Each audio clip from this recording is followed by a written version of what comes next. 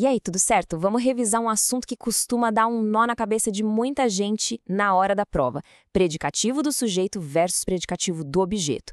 Se isso é uma dúvida que sempre aparece, a gente vai resolver isso agora. A diferença, olha, é bem mais simples do que parece. O segredo tá nos detalhes. Para começar, vamos simplificar as coisas. O que é um predicativo? Pensa que é como se fosse uma etiqueta de qualidade. É um termo que a gente usa para dar uma característica, para dizer como alguma coisa ou alguém está na frase, seja o sujeito ou o objeto. A ideia central para guardar é exatamente esta. Falou em predicativo, a mente já tem que acender a luz. Qualificação. É sobre adicionar uma característica, dar uma qualidade para algo ou alguém ali na oração.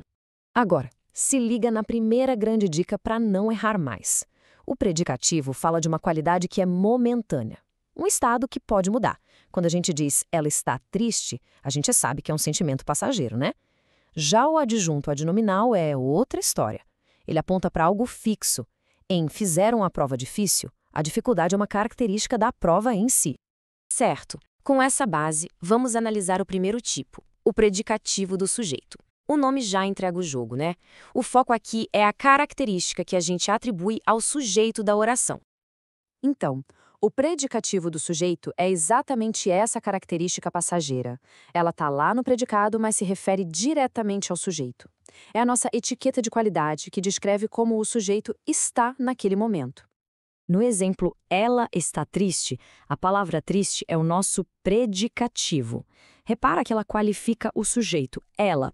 E o verbo de ligação, o está, reforça que isso é um estado temporário, não uma característica que faz parte da personalidade dela. Aqui, triste descreve o sujeito ela só naquele momento específico. É um estado. Daqui a pouco ela pode muito bem estar feliz de novo. A qualidade pode mudar.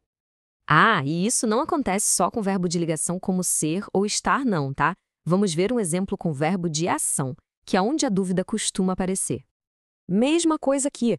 Felizes caracteriza os estudantes, mas só durante aquele período de estudo. É um estado momentâneo que está ligado à ação de estudar.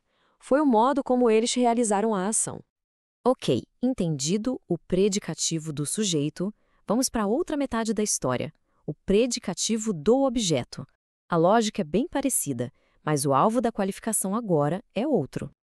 E aqui está o ponto crucial. Com o predicativo do objeto, a qualidade não só descreve o objeto, ela é ativamente atribuída ao objeto pelo sujeito. É como se fosse a opinião do sujeito sobre o objeto. Pensa nessa frase. O juiz julgou o réu culpado. Aqui a gente tem uma ação clara de atribuição de característica. O juiz está impondo uma qualidade ao réu. Percebe como culpado não é uma qualidade que nasceu com o réu? Não, é um julgamento. É uma característica atribuída a ele pelo juiz. A ação do juiz resulta nessa qualificação. Esse próximo exemplo é ótimo porque mostra bem a natureza subjetiva dessa atribuição. E é aqui que muita gente se confunde. A qualidade difícil depende totalmente de quem está achando. A prova é difícil? Talvez, mas para quem? Para os estudantes. Se o sujeito mudar para os professores, a qualidade atribuída pode mudar para fácil. Isso prova como é uma percepção do sujeito que é projetada no objeto. Tudo isso nos leva ao ponto central, a verdadeira chave para diferenciar predicativo do sujeito, do objeto e até do adjunto adnominal, o verbo. Ele é o grande responsável por mudar o sentido de tudo. É impressionante, né? Como é que uma única palavra, o verbo, pode alterar completamente a função gramatical de outra palavra na mesma frase. Vamos ver isso na prática.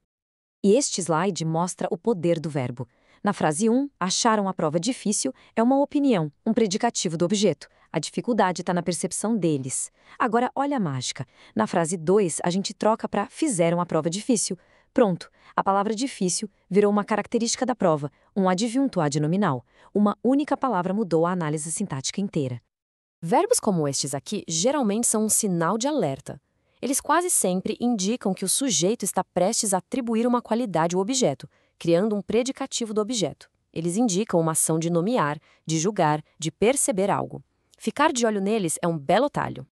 Para fechar, aqui vai aquela dica de prova, um macete infalível para identificar o predicativo do objeto sem ter erro. Pensa nisso como um teste rápido. O teste é o seguinte: a gente pega a frase: o juiz julgou o réu culpado. Agora, a gente substitui o objeto, o réu, por um pronome. Fica: o juiz julgou o culpado. Percebeu o que sobrou ali meio solto? A palavra culpado. É ela. Essa palavra que fica de fora é o predicativo do objeto. Então, a lição aqui é muito clara. Se der para substituir o objeto por um pronome e uma palavra sobrar, essa palavra é o predicativo do objeto. Ele é um termo a mais, não faz parte do núcleo do objeto. Agora que este ponto ficou mais claro, qual outra regra de sintaxe se apresenta como um desafio na hora dos estudos? Refletir sobre isso já ajuda a direcionar a próxima revisão.